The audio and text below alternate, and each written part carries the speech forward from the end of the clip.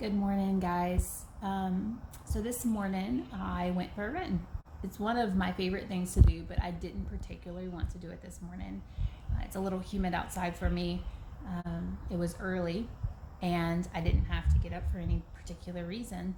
But I didn't go yesterday because I did my leg workouts yesterday. So I did my cross training, and I knew today was a running day and I needed to do that.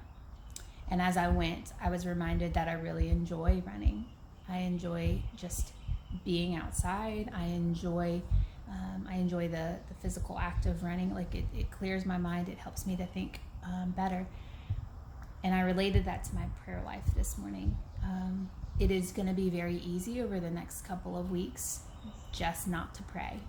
It's going to be very easy to sleep in. It's going to be easy not to maybe bless my food. It's going to be easy for me not to say any prayers or remember God at all, because we are surrounded by distractions. We don't have to get up. You don't have teachers praying every hour of the day, and it's going to be easy. And in those moments, I have to remember that I'm a Christian and that I want to be faithful. And because I chose that, that means that I have to do certain things, right? I chose to be a runner. I want to do that, and so it means I have to run. I chose to be a Christian, and that means I have to follow Christ. And for me, that means doing the things that Christ does. And what did Christ do? He served, he loved, and Christ prayed, right? And he prayed even when it was difficult, right? Even when times got tough. He knew he was going to die, and the last thing he spent time doing before that is praying in the garden. And so I'm going to commit to prayer over these next however many weeks we're out of school. I'm going to commit because I want to be a faithful follower of Jesus, and Jesus prayed. And so maybe for me that means I get up in the morning and I read the readings for today, or I offer a decade of the rosary, or I watch Mass.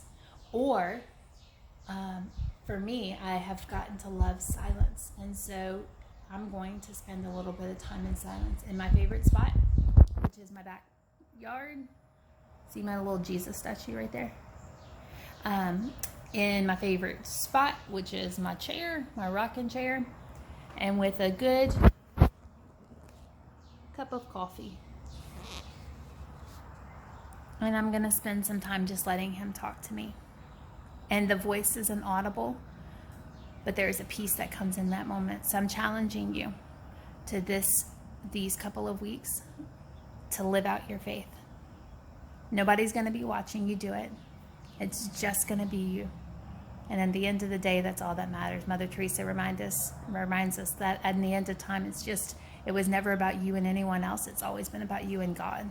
So make this time about him and join me in prayer.